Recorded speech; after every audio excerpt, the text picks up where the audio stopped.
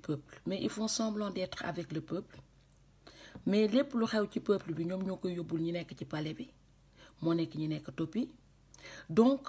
ñoom am na ñi nga xamante ne tey jii ñu ngi def semblant mel ni ku bokk ci xeex bi ñuy xeex mais xeexuñu lu ñuy xeex que ne farine lañ fi xeexal mooy c'est les bandes de copains yi nga xamante ne tey ñoo partagé gâteau wu Sénégal bi ku bokkul bokkoo moo tax Sonko dérange Sonko il dérange énormément parce qu'il fait pas partie de cette bande de copains yi nga xamante ne tey jii ñoom ñuy séddoo gâteau bi ñi nga xamante ne ñoo xamante c'est des copains d'enfance mooy ñi ñuy wax la bande de Sandrine avec les autres copains yi nga xamante ne ñoo nekk seeni alliés ñooñu boo leen gisee ñoom ñëpp ay milliardaires lañu ñoom ñëpp jaar nañ fi lekk nañu ba seen biir yi fees donc bu fekkente ne farine dafa doyal day xool ci copains yi ki nga xamante ne tuuram jot na ñu glisser ko tranquillement ni vu ni connu kooku ñëw continuer di assurer seeni patrimoine ñoom dinañ continuer di dund seen dund confort par contre population lambda bi ñoom toujours au même stade donc on est gouverné depuis l'indépendance jusqu'à présent par une bande de mafia waxuma maam Abdoulaye Wade non ñenn ñi nga xamante ne ñooy ñuuxu mooy ñi nga xamante ne ñooy ñuuxu président de la république yi mooy ñi nga xamante ne ñépp ku ñëw rek ñu ngi ci biir c'est cette bande de mafia là mooy comme ñoom Maître El Hadji Diouf moo seen yenn copains yi def nañ ko ba ñoom bu ñuy ngénte ñoom ñooy bokk bu ñuy mariage ñoom ñooy def seen mariage entre ñoom ils font la fête entre eux def nañ ko ba ñoom bu ñuy ndaw talante ay 20 millions ay 6 millions ay 15 millions la ñuy ndaw talante ñoom ñooy fréquentante seen biir bu ñuy sëy entre ñoom la ñuy sëy seen doom yi dañuy sëyante seen biir ñuy mayante ay 4x4 par contre ji nga faalu gaañu na fi ñoom lu ndaw faalu comme doomu baadoola la ndawtalu baadoola lañ koy def donc genre nit yooyu noonu moo tax ba Sénégal du dem fenn du bouger mètre def nañ ko ba genre nit yooyu ñoom pour ñoom politique fen la bokk fen saay bu ñu xëyee dañuy xool nu ñuy fenee nu ñuy manipuler population bi dans toute sa splendeur genre yooyu noonu ñoo fi créer yenn parti politique yenn mouvement yenn ñu foog ne bu ñu taxawee nag bu ñuy wax day mel ni askan bi la ñuy xeexal bu ñu taxawee dañuy mel ni ñoom ñoo gën a bëgg askanu Sénégal mooy genre ñoom farine yi def nañ ko ba fen nekkatul ñoom seen askan fen léegi nekkatul deli ñoom fen dafa jël dañ ko dugal ci seen gènes yi ba c'est devenu une rituel mooy rituel boo xam te ne il faut ñuy fen population bi pour ñuy topp seen ginnaaw pour ñu mun a wax ne non politiciens yi yëpp benn lañu soit ñu wàcc ku fi nekk soit ku fi nekk bu sonnee mu glisser ñu benn copain wam tu vois c'est eux dans eux donc entre copains ils se comprennent def nañ ko ñoom ñëpp ay waxtaana bul foog am na ñoo xam te ne tey da ngeen foog ne ñu ngi ci opposition bi fekk ñoo wax farine bokk ñoo bokk fi ñuy lekk ñooy bokk benn mbuus ngoon si dañuy defante compte rendu kenn ki dinañ gis nga ni ma waxee population bi baab naa leen de toutes les façons dof lañu ñoom ñëpp man la ñuy voter farine ne man bu ma sonnee ci pouvoir bi moom de toutes les façons war nga ma mën a remplacer donc maa ngi lay ziar bu baax a baax yaa Sayda donc ci situation boobu lañ tollu tey on a un choix le choix il est là soit ñu décider wàcc fi bande de copains yi ñuy continuer di partager ils partagent le gâteau quand ils finissent l'autre prend et que ça continue le bas peuple et le bas peuple soit ñu tegal leen fi ki nga xamante ne bokkul ci ñoom xamuñu ko oui c'est un novice mais c'est un novice boo xamante ne bokkul ci yéen personne ne va y aller li nga tey maam mii nga xamante ne kenn bokkul mosul def politique bu demoon kenn du dem di allier moom wa allier nii duñ dem ñoom xam nañu fi ñuy dem entre ñoom les copains c'est entre des copains ils se font tout entre copains tey nag Sonko bokkul ci copains yi il fait pas partie des copains donc il va être isolé moom ça les arrange pas di ngeen gis comme il fait pas partie des copains les copains c'est les copains ont des intérêts les copains ont des actions entre copains on se parle donc comme le pauvre il a pas de copains pas da ngay compter nombre d'alliés mi ñi nga xam te ne ñu bokk entre copains ñoom ñooy nekk ensemble ceux qui sont pas copains bah tant pis yow bokkoo ci xaritoo yi yow on va t'isoler te na sénégalais yéen tam soit vous choisissez de laisser un copain qui remplace un copain soit ngeen wàcc fii Sonko ngeen ne ah ñun de on tente celui qui n'a pas de copain comme ça du ñëw di protéger ay copains le choix est clair et c'est net Mame Abdoulaye Wade lu mu wax na ne Sonko man j'espère que dina ne Sonko parce que man nee naa bu ñu bëgg ñoo sauver tey Sonko rek la mën a wax s'il veut nous sauver il a qu'à dire Sonko Sonko ne fait pas partie de la bande de copains donc entre copains ils se comprennent def nañ ko ba entre copains xam nañu ni ñu waxtaanante ñoo bokk seeni ndawtal ñoo bokk seeni xew mooy ñun doomu baadoole ils en ont rien à foutre di nga tey boo leen ko xoolee kaawu Assane Diouf rek war na leen yéen ñëpp ci politiciens au Sénégal pour vous dire que les politiciens au Sénégal yenn politiciens yi mooy la bande des copains ils en ont rien à foutre de la population lambda ñoom li leen intéressé mooy seen poche ak sauver l'autre copain dégg ngeen Maître El Hadji Diouf nee na moom mosul génn ci benn bokk bàkkaar bi moom fa la mos a bokk lu mu naan je suis député du peuple mais il n'est pas député du peuple il est député du pouvoir il a toujours été dans le pouvoir mooy tey moom dafa jàng droit nekk na avocat xarañ na ci avocat moom xam na ne li fari nekkee ak droit méngoowul mais moom il veut pas sortir de la bande de copains il protège ses copains tey jii bu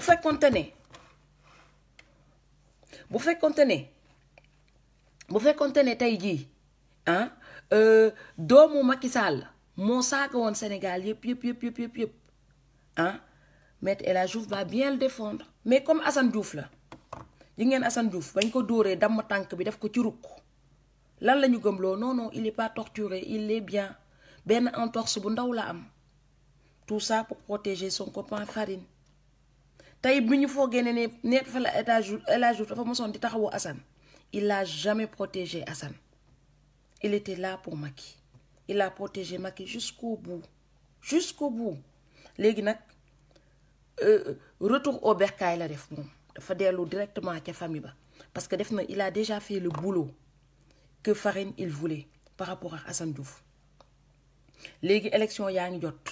day dem ranger wu ji ci seen côté comme ça ñu defaat encore seen bande bi ñu def collaboration jéem a analyser waat cerveau waa dëkk bi xool naka la ñuy defaat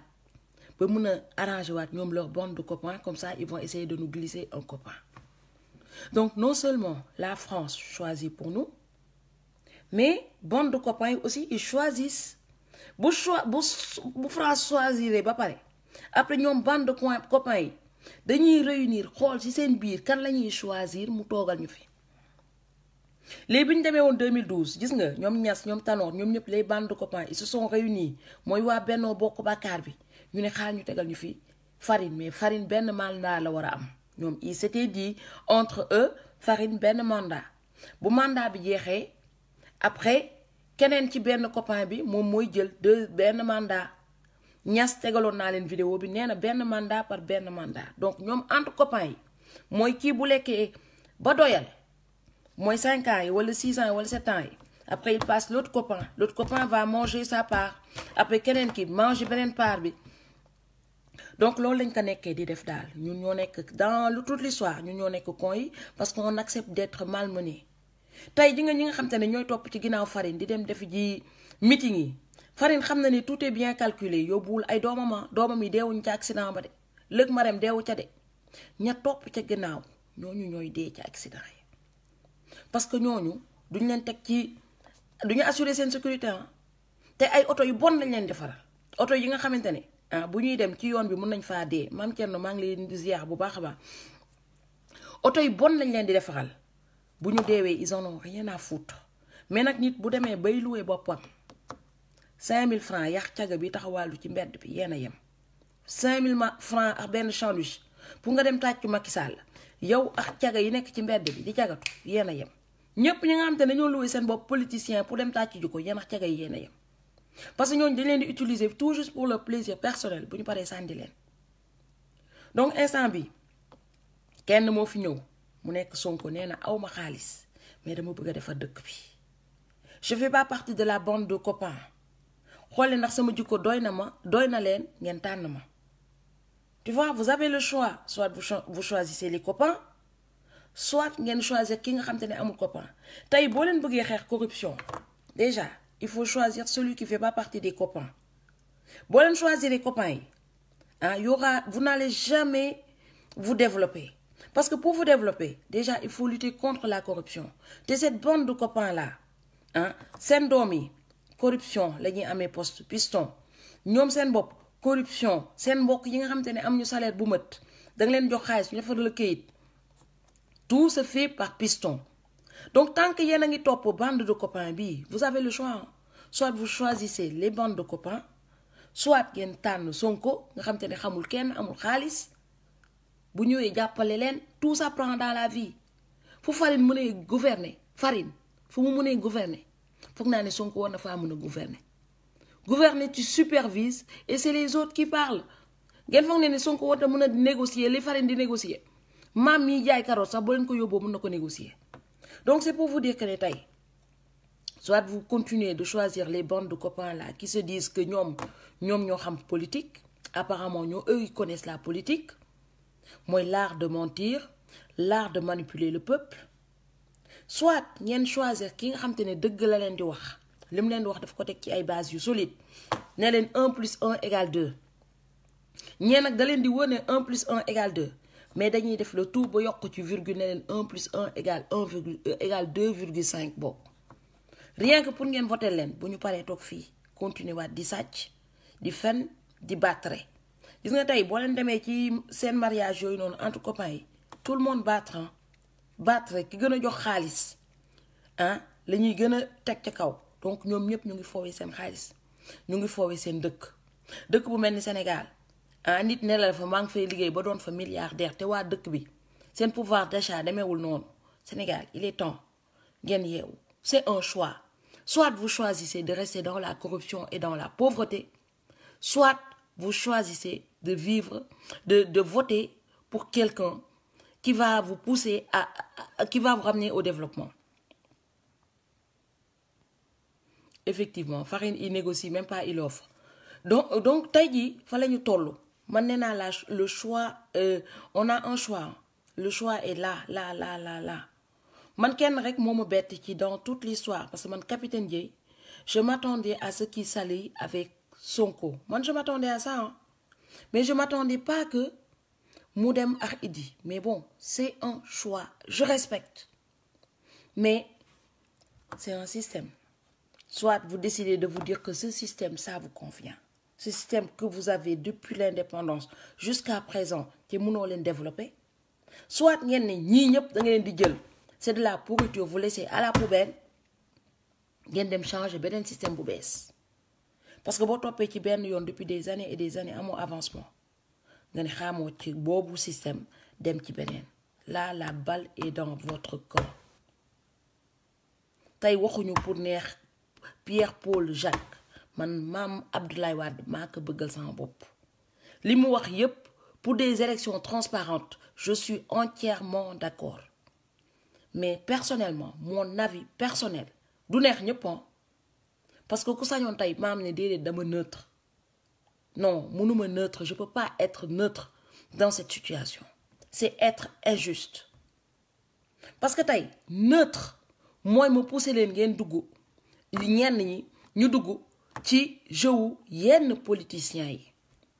parce que ñu bon ñi dañoo bëri ba nëbb ñu baax ñi tey nag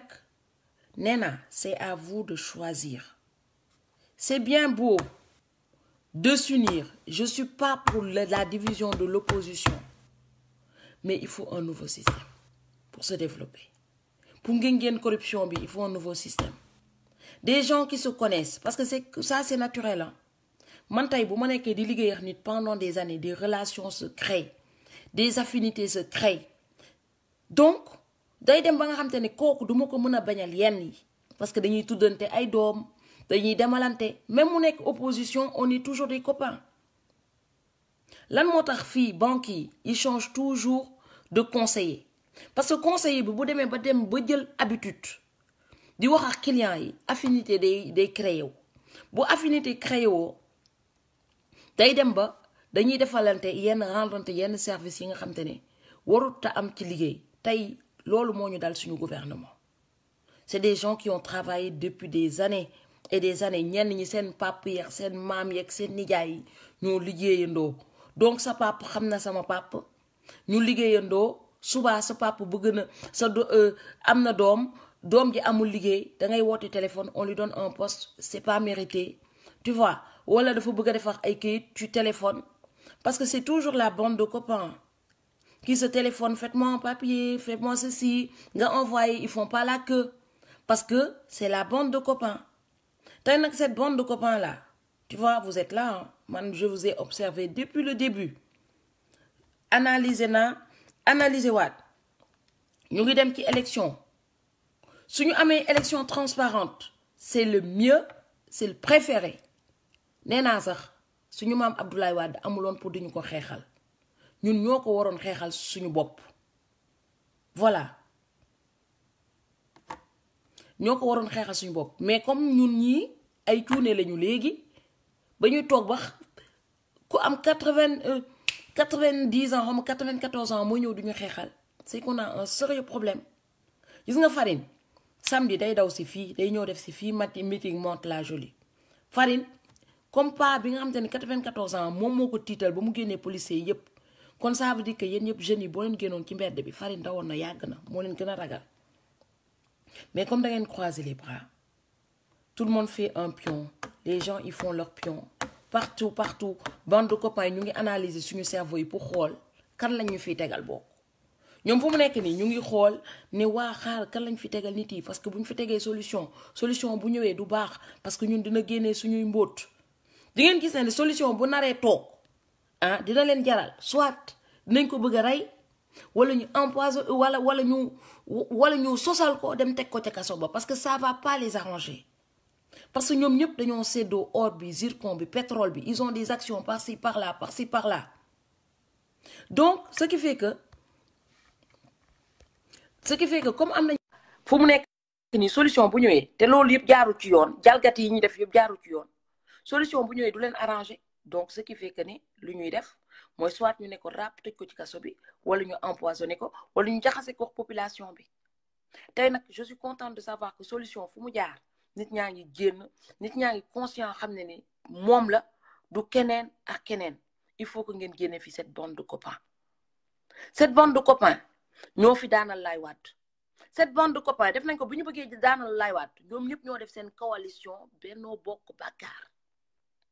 ñu daanal fii Laay Wàdd ñoom kenn jàpp ci sa moroma ñu toog ils ont été des copains ñi ci gën a honnête mooy ñu mel ni Sidy Lamine Niass ñoo ci gën a honnête ils ont eu l'honnêteté de dire la vérité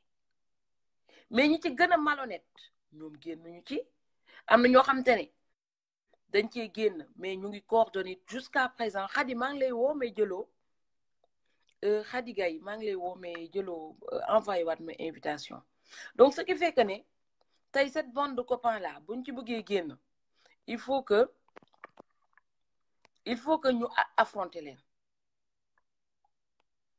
ñu affronter leen dans toute sa splendeur envoyé naa la invitation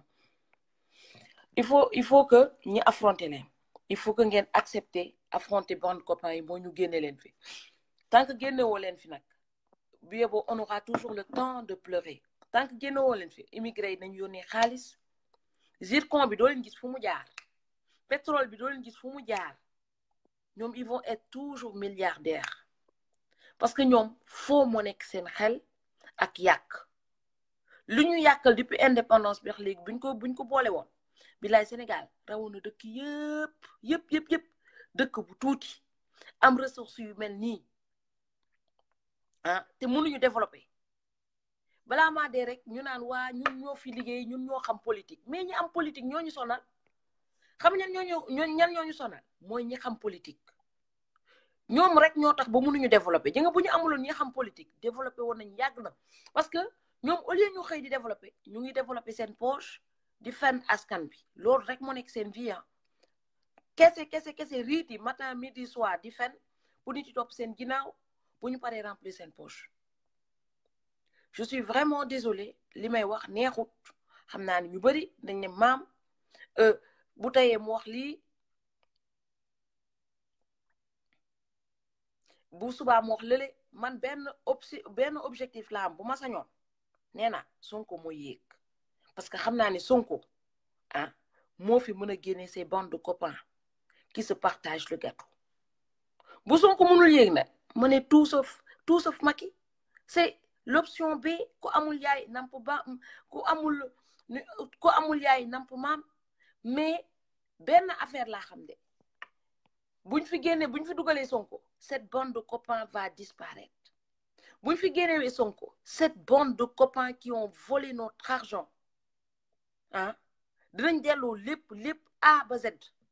dëkk bi day avancer forcé tey boo leen bëggee développement Sonko rek parce que eux ils se connaissent eux tous def nañ ko ba cette bande de copains là xam nañu ñoom ñëpp amul kenn ku ci pauvre ki ci pauvre amu ci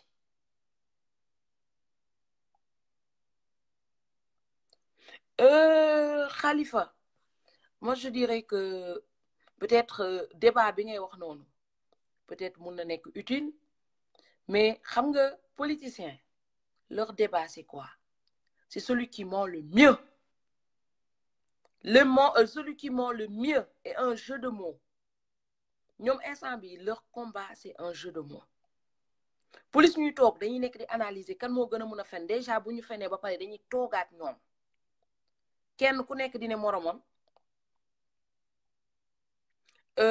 man de nax naa population bi man la ñu gën a gëm parce que concours fen la ñoom bu ñu toogee entre ñoom concours fen la gis nga nuñ doon def comme Sandrine noonu ku nekk di dem di doxaan Sandrine def leen considérer leen ne Sénégal mooy Sandrine bokk tu vois Sandrine boobu noonu la bande de Sandrine est là déjà de un moom Farine décrire na leen ba pare ñoom ni ñuy fonctionner avec l'histoire de Sandrine dafa mel ni dañu jafur considérer que le Sénégal est Sandrine la bande de Sandrine est là kii day ñëw doxaan kële ñëw doxaan voilà bu ñu paree ils se mettent d'accord ñoom les bandes de copains ces mêmes bandes de copains là tu les retrouves partout tey El Hadj Diouf fan la xamante fan la nekk woon ndax Macky Sall du depuis université ñoom ñëpp c'est la bande de Sandrine c'est la bande de Sandrine ils se connaissent cette bande de Sandrine là dites-vous bien que c'est le Sénégal qui a remplacé Sandrine tey ne leen Sénégal mooy Sandrine bokk kii bu doxaanee ba pare mooy gel yooyu ñu wax ray koñ mooy gel yoo xam te ne ku nekk day ñëw di leen doxaan considérer le Sénégal mooy rey bi bokk ku ñëw doxaan kii day ñëw pikiir jël wàllam bu paree mu paas ko moromam jël def lu ko neex moromam ñu koy paasante balu ping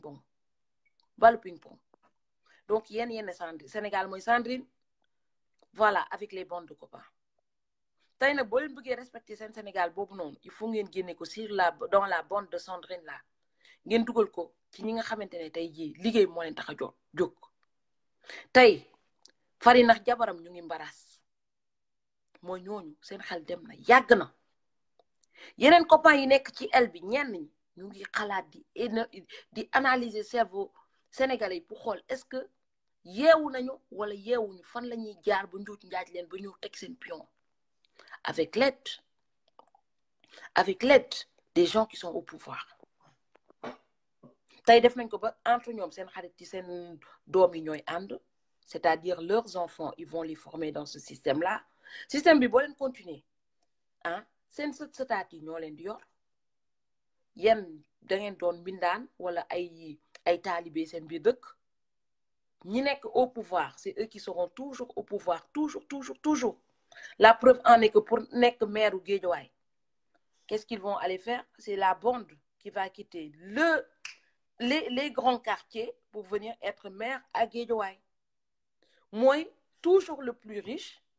va dominer le plus pauvre. Mais pas n'importe quel riche. Hein. Moi, riche, il y a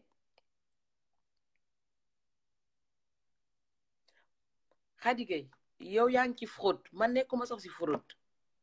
parce que ji nga tey jii nii cette bande de copains là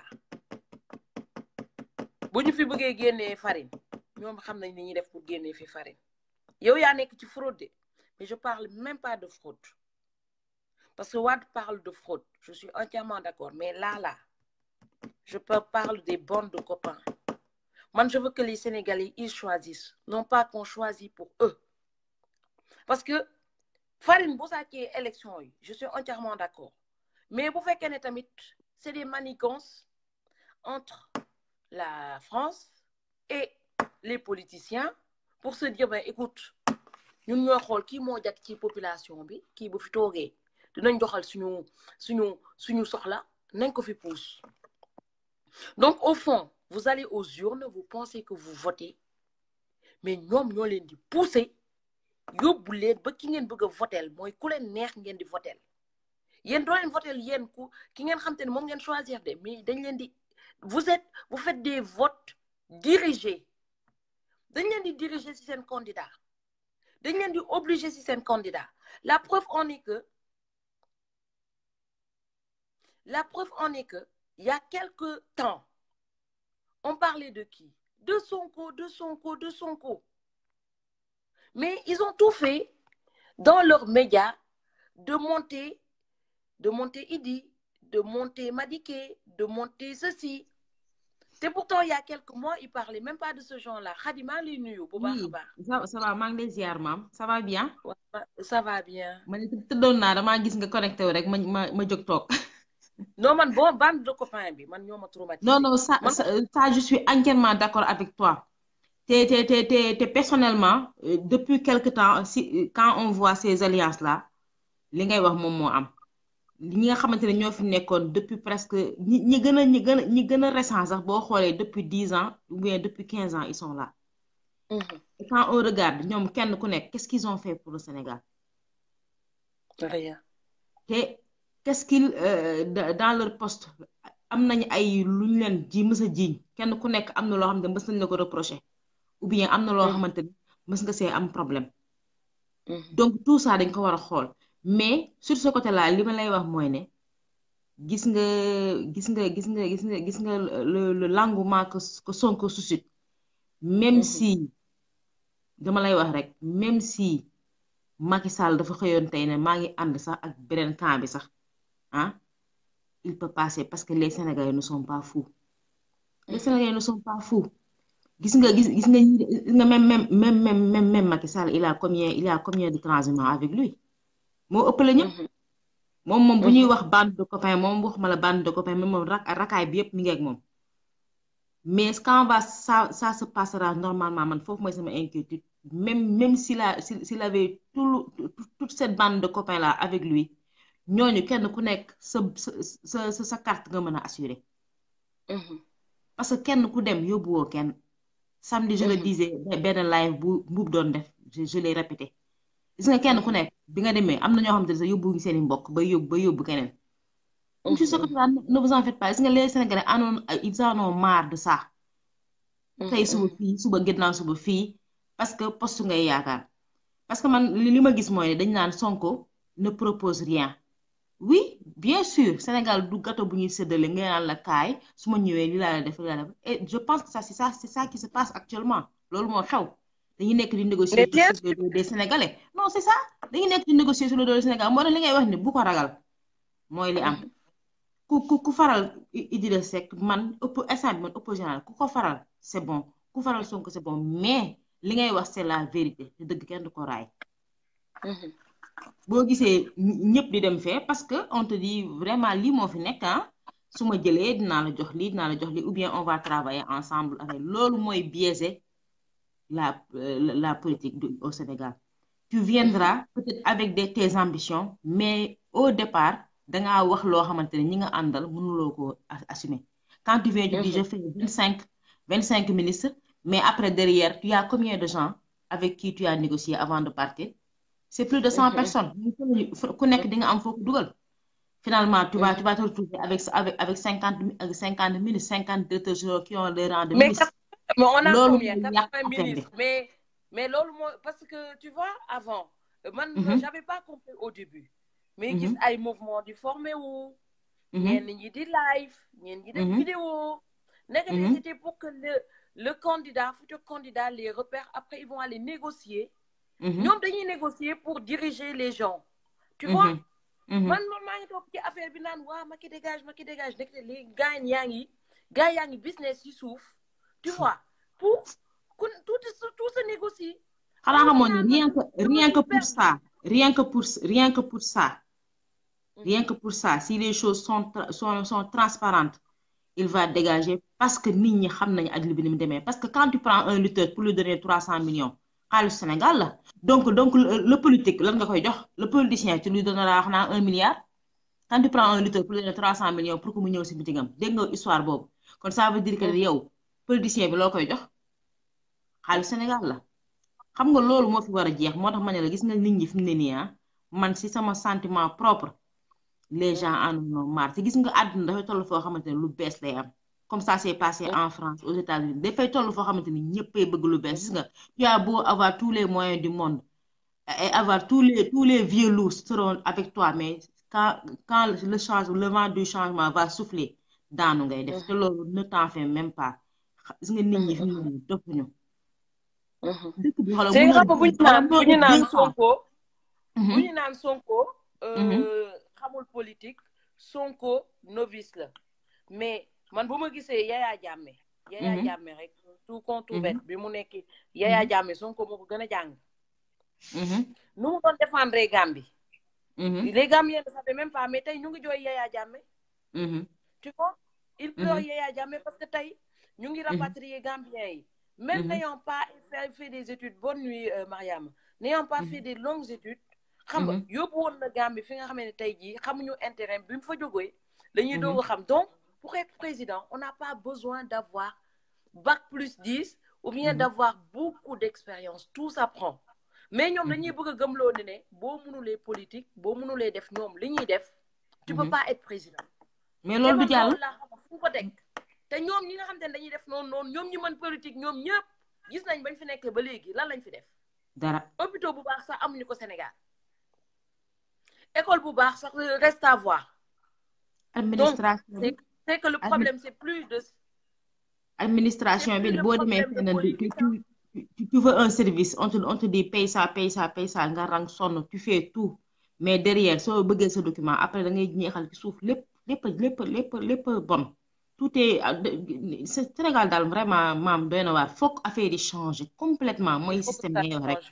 bilaay j'espère que ñëpp te lu bees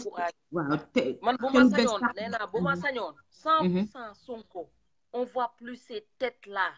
qui ont déjà touché le gouvernement si ça dépendait que de moi billahi 100% Sonko au moins nañu ñam lu ñeneen ñi di tapoo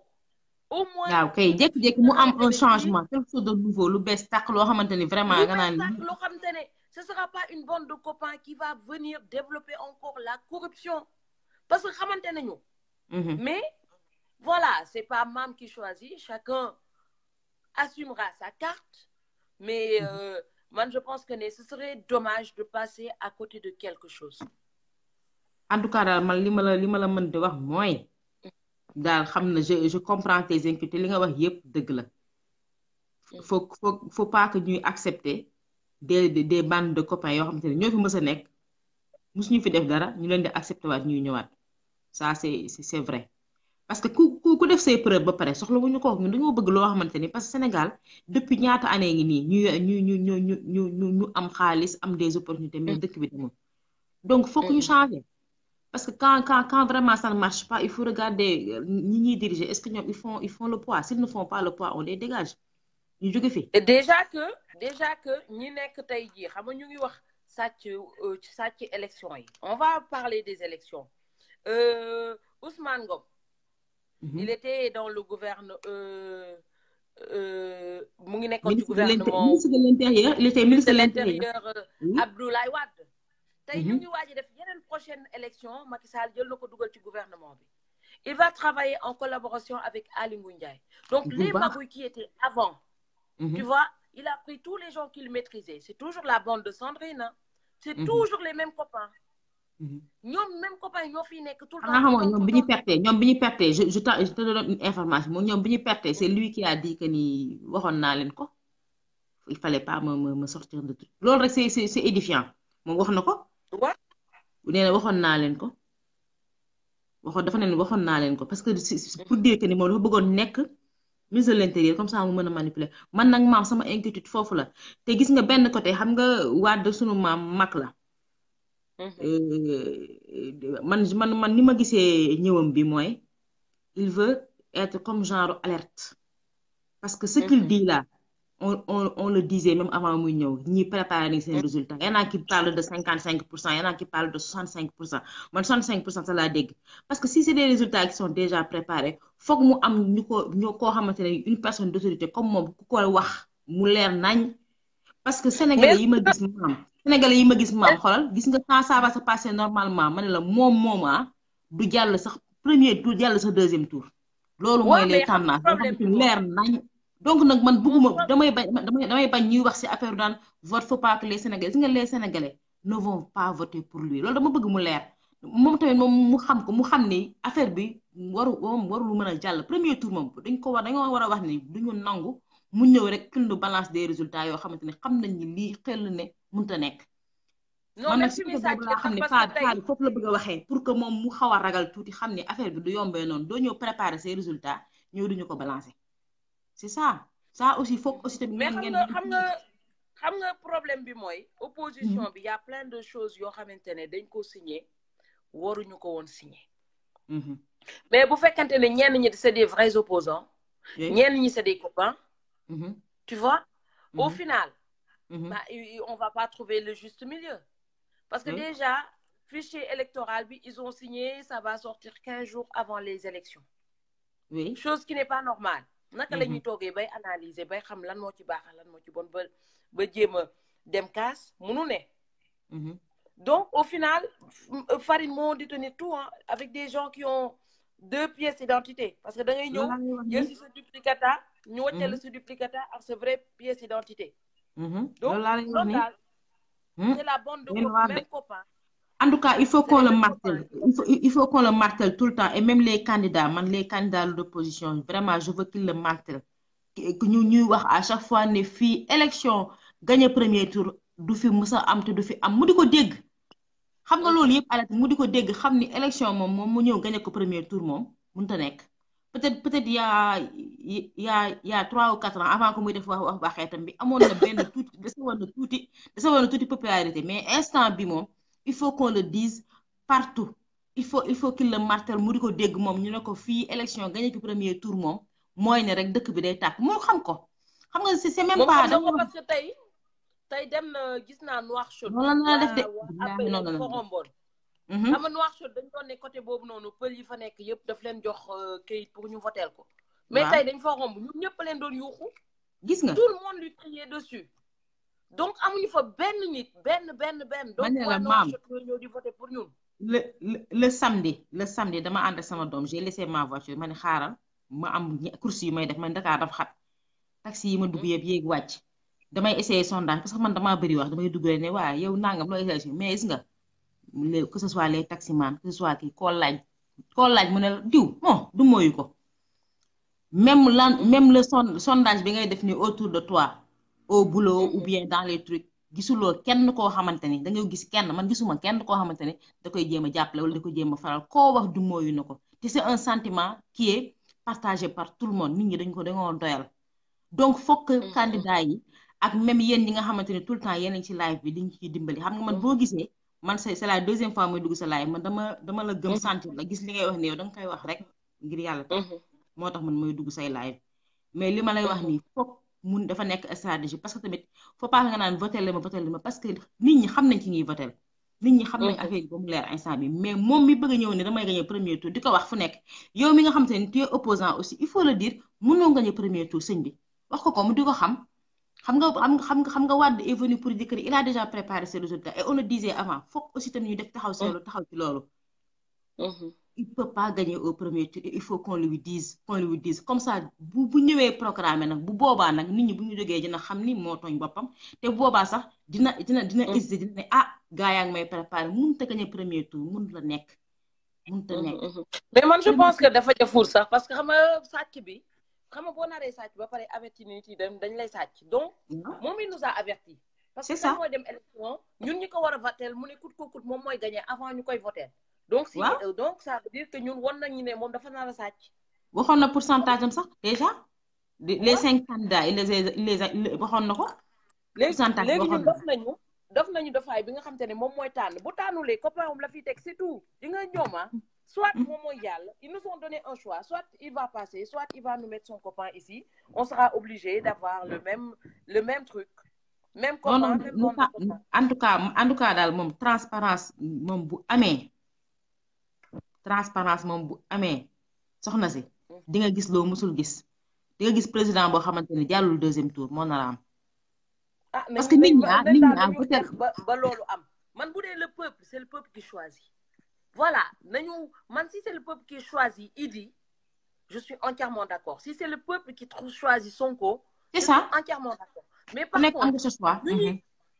si c'est la France ou bien la bande de copains qui veulent nous forcer leurs copains ou bien Macky qui veut forcer son deuxième mandat loolu moom je suis pas du tout d'accord loolu laa ne loolu il faut ñu xeex ko ñun ñoo war a tànn que le meilleur gagne. C'est ça. Voilà, même si mon mon est que le meilleur et que nous on gagne dans des élections transparentes, mais malheureusement gagne bi amul dignité bobu, amul élégance bobu pour dire que ne man damay dem pour élection transparente et que me fair play. Parce que comme niñ ko defal mom. Atepa il a été très fair play hein. Atepa biñ ko bu mu xamé né jallul. Dafa né ah man def na recours jalluma. Ah man dinaa bàyyi lenki wacc ñi jàll. Donc il a été fair play mais malheureusement Farine il est pas fair play xamul ne ab jeu bi mun nga gagner comme mun nga perdre Balla maa ngi lay nuyu bu baax a baax donc man côté boobu laay wax sénégalais yi il faut que ñu xeex ñun ñoo war a décider voilà bu dee suñu candidat moo gagné man bu ma sañoon Sonko lay doon mais bu dee keneen te fekk le peuple a choisi cette personne bah on suit cette personne mais c'est pas à la personne de nous imposer sa personne. Bien Parce sûr. que c'est pas non plus aux politiciens de nous imposer leur personne.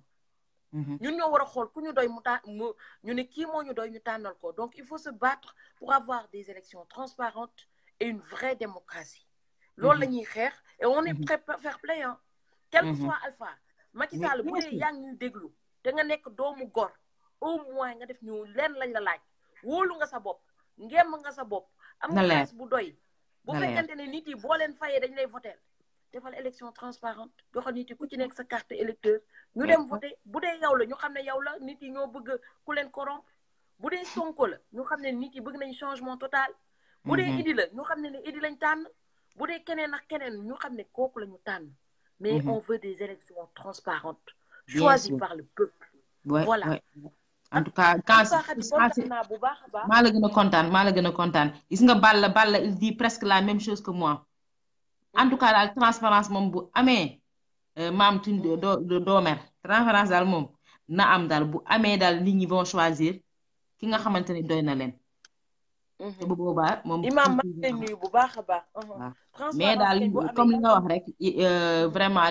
le peuple est assez mature pour xam ban camp lay bokk pour xam ba xam dafa bëgg lu bees sax lu ngi dagg si paquet wala duy réchauffé waaw. li ci des nag mooy daal na carte gi leer na carte gi leer. na carte gi leer mais tout daal tout sauf Macky daal tout daal man sauf Macky man loolu laay wax ñëpp tout sauf Macky mais kooko wax danaan la bul yeggale non les gens ils en ont comme ici. fii lañ mais de toute façon ñi fi nekk yëpp di présenté wu kenn mosu fee nekk président parce que yenn saa yi aussi mun nga am intention dire que l'autre il est mauvais. mu ñëw gën Macky. Donc loolu la ñuy wax ni moo tax ma ne la tout sauf Macky parce que lui on lui a fait confiance c'est un jeune il est venu avec des promesses comme long comme le bras du benn bu mu si tenir loolu xëy doy na yow fi ne nii yow su ma la dénkoon sama kër ne la defal li ba ngi d'accord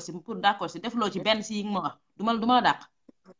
su dee vraiment man bëgg naa lu baax c'est la même chose hein tout sauf Macky parce que ñeneen ñi au moins même buñ fi yàggoon sax nekk moo tax ma ne tout sauf Macky parce que ñeneen ñi sax joxuñu leen suñu dëkk mais moom dafa laaj ñu jox ko deful li mu war donc dañ koy dàq même keneen bu ñëw moo tax des fois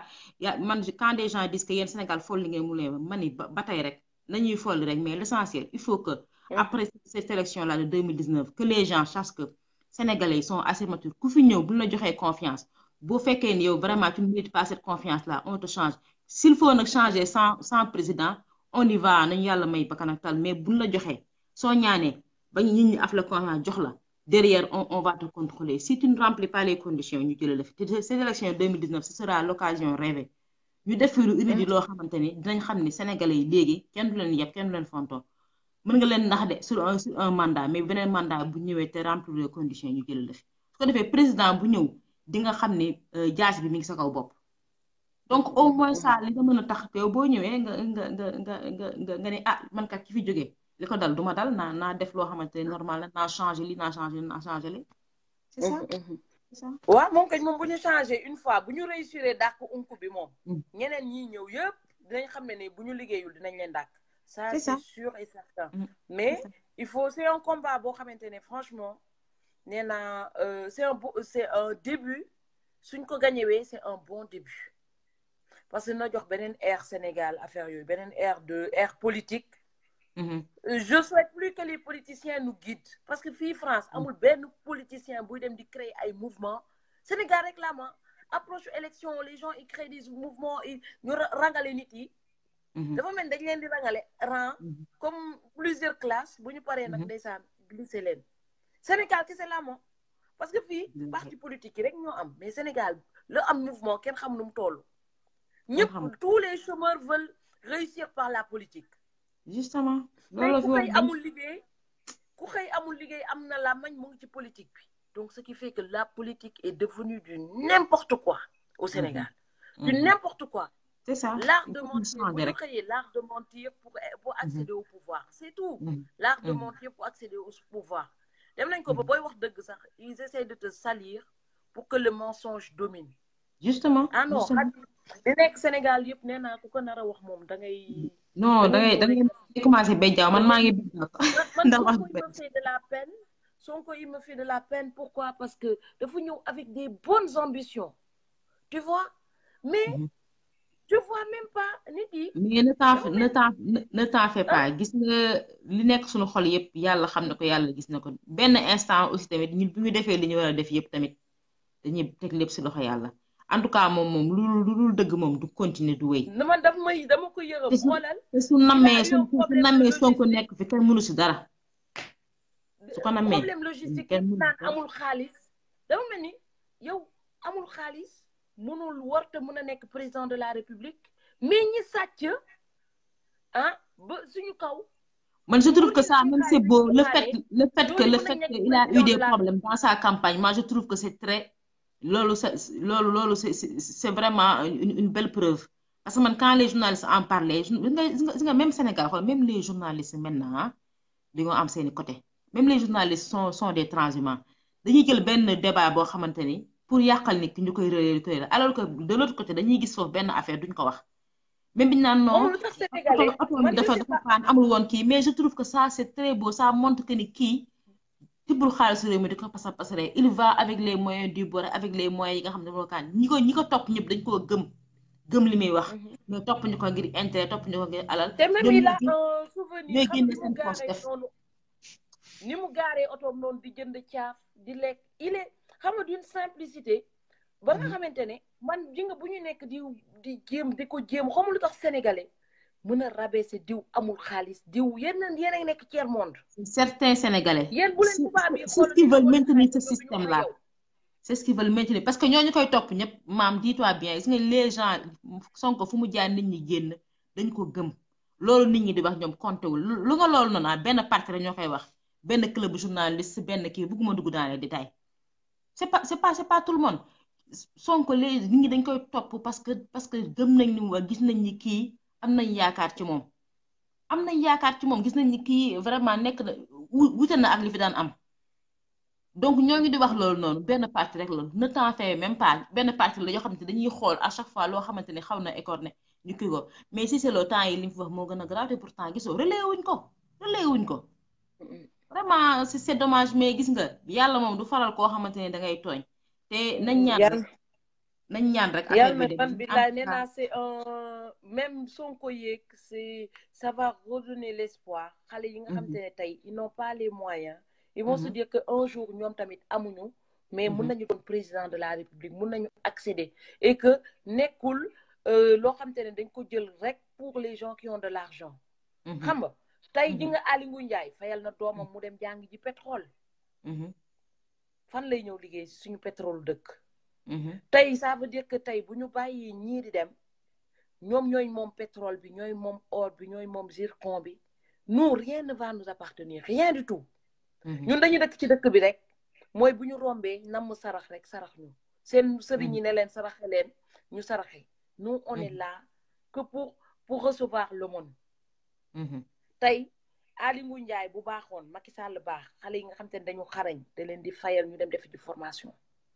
pour jàng pétrole yooyu ñëw indiwaat leen mais ñoom seen doom la ñuy yóbbu ñun suñu doom yi nekk Sénégal duñu leen fay sax bourse 30 000 francs luñ leen di yóbboo ak suñu xaalis ñun suñu xaalis mooy fay étude doomu Aly Ngouille Ndiaye avec notre passeport diplomatique xale yu góor yi Sénégal boo leen bëggee dëkk bi jaar yoon boobu nickel ngeen xam kan moo am passeport diplomatique ak kan moo ko amut ci nga tey Macky Sall buy wàcc Aly Ngouille Ndiaye di wàcc seen doom dootul amati passeport diplomatique parce que seen doom amul droit am passeport diplomatique tey boo leen lu wàccee ñoom seen bande de copains yëpp ci ngeen ko def nañ ko ba mbay peex doomam am na passeport diplomatique parce que entre copains ils sont passeport diplomatique de passeport diplomatique seen militant yi sax am nañ ko passeport diplomatique waa militant yi man daaw j'ai voyagé avec la femme d'un maire d'un village bu reculé sa femme avait ça avait un passeport diplomatique la femme du maire tu t'imagines en tout cas bu ñu bëggee contrôler dëkk bi bu ñu bëggee contrôler Sénégal il faut ñu teg fi ki nga xamante ne kii bokkul ci magouille bi il en fait pas partie mais tant qu'on laisse les gens de magouille là les magouilleurs là-dedans c'est sûr que duñu bouger mètre xadi le problème c'est là yi nga tey ku nu wax ñu non da ngay saaga politiciens yi da ngay saaga lii la politique sénégalaise elle est dégueulasse saaga wu dëgg rek ngay wax les dëgg ngay wax politiciens sénégalais c'est de la correct merde tey ku leen xas ñu commencé naan non nañ ñu wax lan lañ ñu defaral ku ci nekk na wax lan la def ku ci defar benn sàcc na fukk ku ci defar benn xool leen këram doon na ay politiciens doonuñu fi milliardaire ay maire doonuñu fi milliardaire mais ñun suñu politiciens yi mais c'est vraiment honteux pour un pays sous-développé comme le Sénégal nee naa yàlla nañu yàlla musal tey ku ñu wax ñu naan non bul xas politiciens yi ndax ñoo tax mais fan lañu politique u Sénégal politiciens Sénégal yóbbu lu dul ñoom la seen poche yi fees ana ñoom Abdou Diouf ana ñi àndoon ak Abdou Diouf yëpp nekkoon ci jamono Abdou Diouf ñoom ñëpp ñu ngi ci kaaw bi ñu ngi dund bu neex waccu population bi dans la merde du ñu toog sax ba di leen gestu kon tey bu ñuy xeex je pense que bu ñu nee système il faut accepter qu'on a un système pourri mais pour système bu gën a merdique dans le monde moom la ñu am Sénégal il faut pas hésiter à le dire donc nañu joxante suñu loxo génne fi système bu pourri bii nga xamante ne de la tête aux pieds gis nga imam bi def na ko ba neen 2 millions lañ leen may dañuy dem di votel 4 millions lañ leen may dañuy dem di votel farine parce que jox nañ leen 4 millions gestuwuñu taalibe yi farine ñàkk na jom ba nga xamante ne muy def meeting il fait son meeting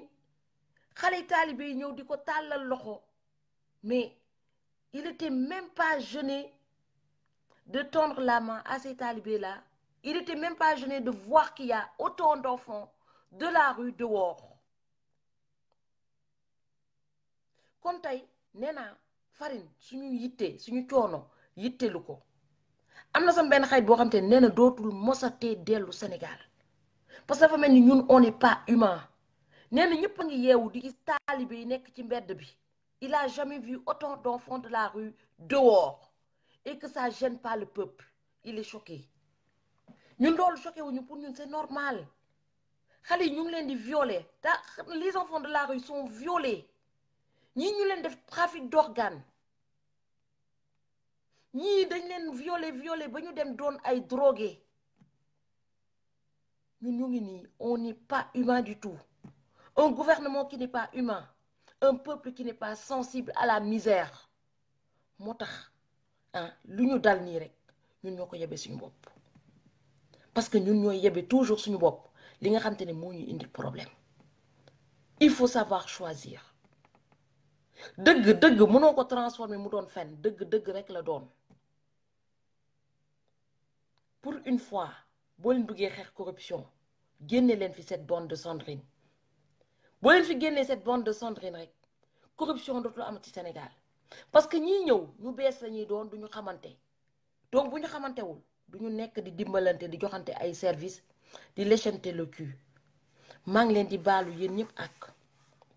wax bi bëri na Xadi maa ngi lay remercier bu baax a baax maam nag dafa sonn ba bëti mënul xool ndax depuis 4 heures du matin mu ngi yeewu pour dem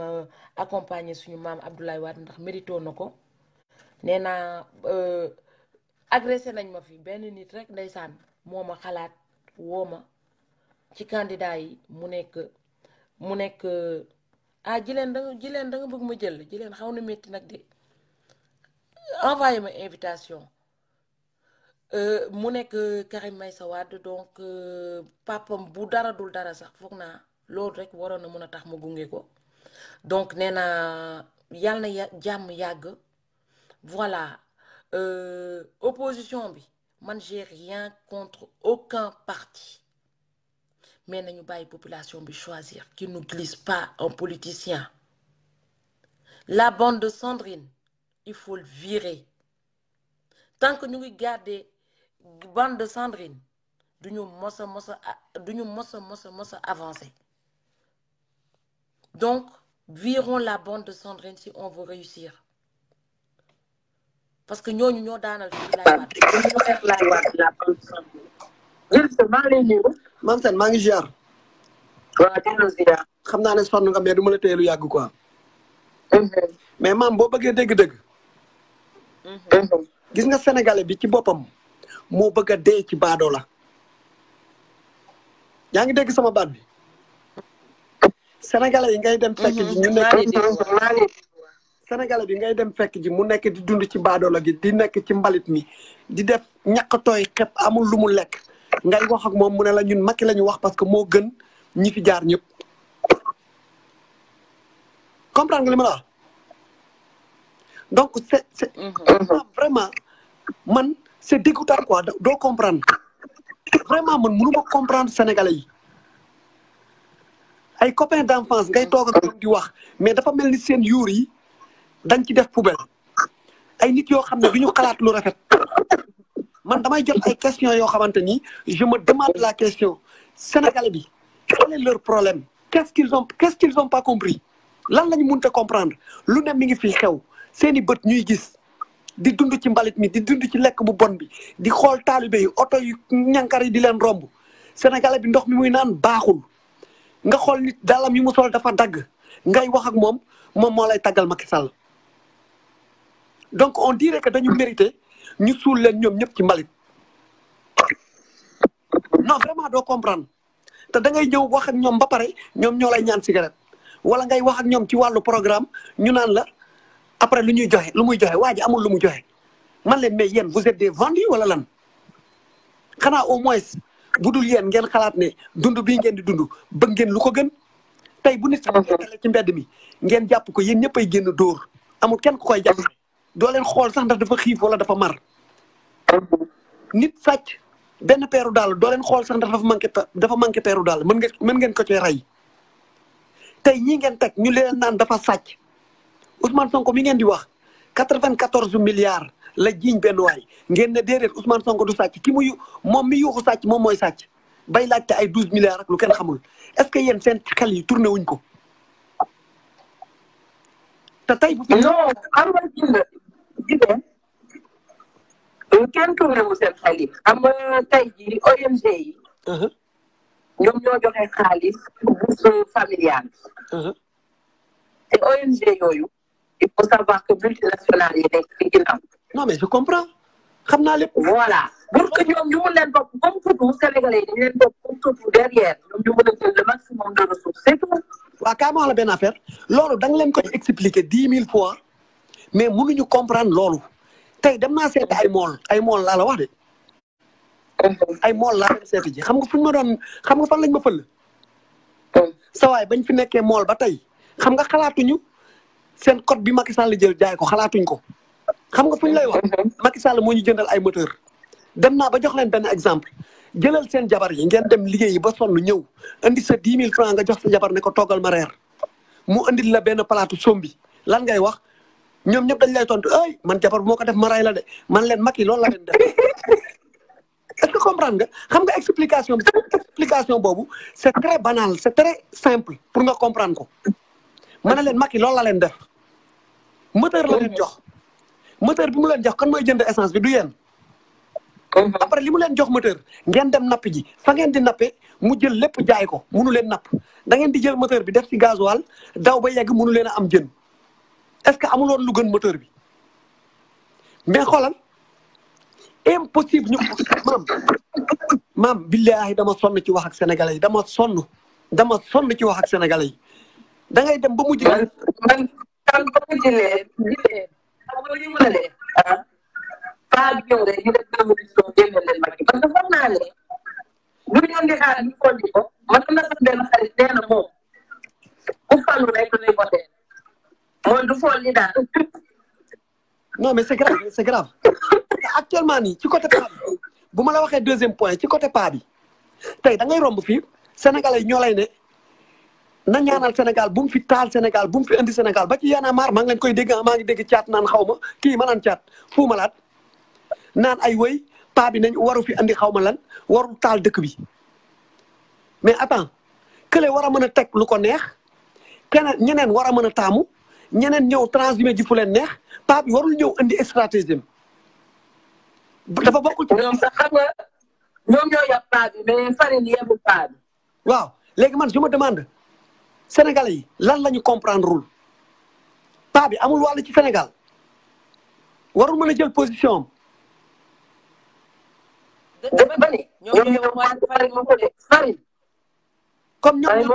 comme sénégalais yi dañoo ñàkk fayda ba nga xam ne mënuñu fajal seen bopp ñoom stratégie bii sa waay teg buñ ko ci seetaanee bu leen fàtte ne waa ji moo nekkoon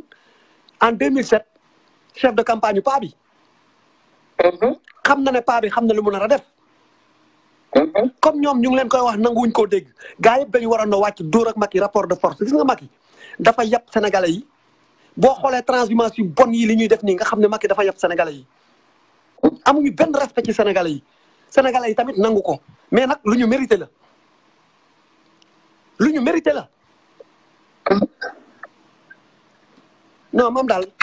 franchement man de sonn naa waaw mais bul wax dara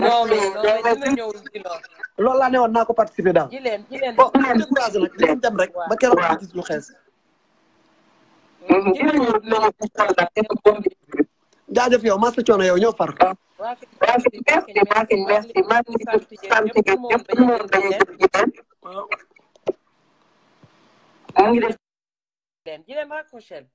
mu ngi def jigéen bu liggéey bu rafet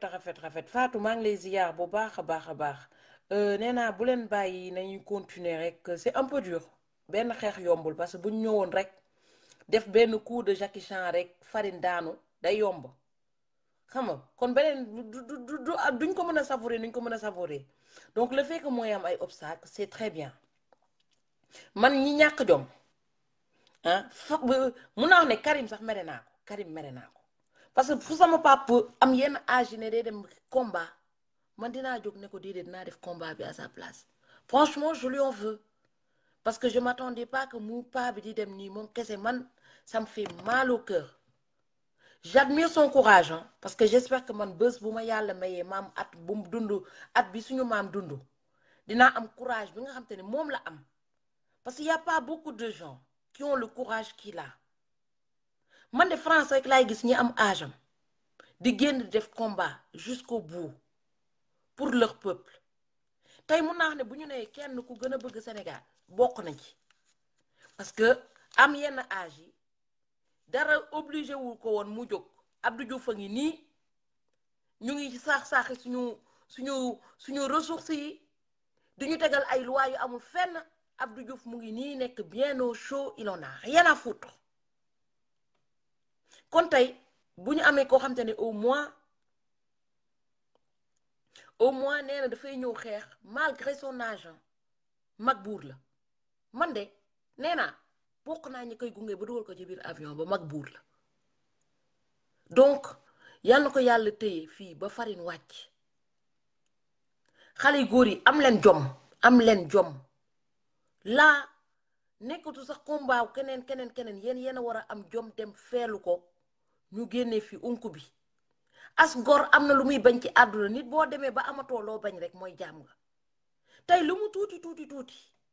man mun naa wax ne paa bi bu ma ko gisee naa xam ne au moins c'est quelqu'un de digne kenn du jël dignitéem mooy kenn du ko jëlal as tuuti dignité bu ko des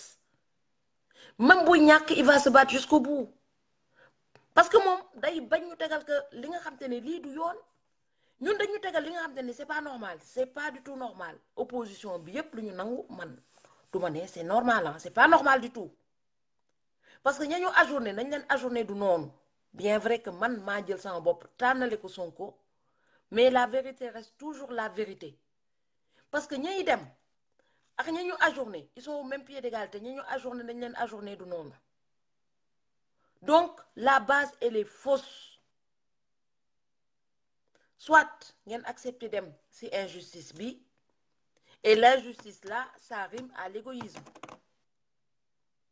soit ngeen nekk solidaire vous repartez dans les C25 pour attaquer ndoo ñu jox leen seen ak seen yelleef avec une élection transparente parce que ñun suñu avenir la ñu jël dénk leen ko ci seen loxo ne ñun yéen la ñu wóolu yéen a war a doon suñuy futur président kon tey waroo leen dem di nangu di jongante ak Macky Sall dans des conditions pareilles parce que moom ba mu ci tolloo woon en 2012 et tolluwuloon sax nii c'était moins pire ñoom dañu demoon nekk fas yéene jonganteex lay waat ana Juma Jeng Jaxate moom moo nekkoon li nga xam te ne mun naa wax ne moo ci gënoon tuuti le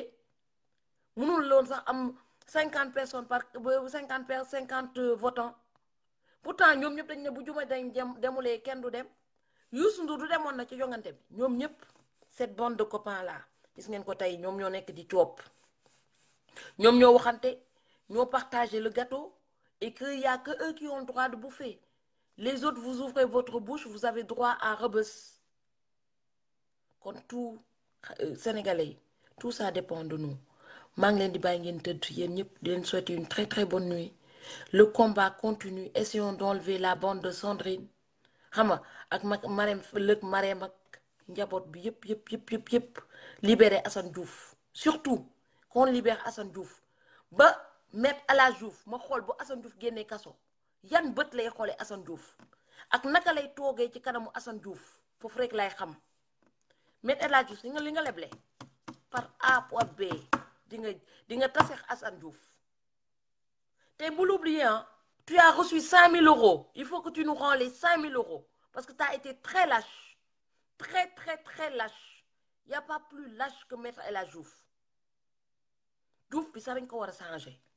yow moom mun nga dem jël sant Sall avec E SALE wax ma Sall avec 2 L pas comme Babacar Sall avec 2 L comme Macky Sall SALE ndax tu es trop mauvais moo taxit yéen rek Benno Bokk Yaakaar rek ci dëkk dañ leen war a wutal village bonne nuit tout le monde